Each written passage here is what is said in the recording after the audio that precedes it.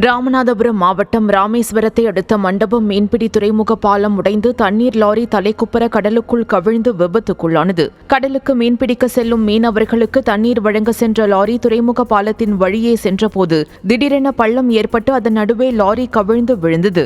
இந்த விபத்தில் ஓட்டுநர் காயம் இன்றி உயிர் தப்பினார். பாலம் குறித்து பலமுறை புகார் அளித்தும் நடவடிக்கை எடுக்கவில்லை என குற்றம் சாட்டிய மீனவர்கள் புதிய பாலம் கட்டித்தர வேண்டும் என கோரிக்கை விடுத்தனர்.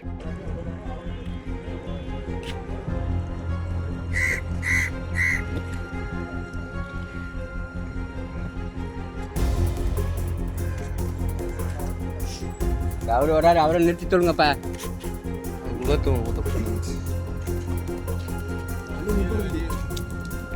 வண்டி எப்படி போகும்?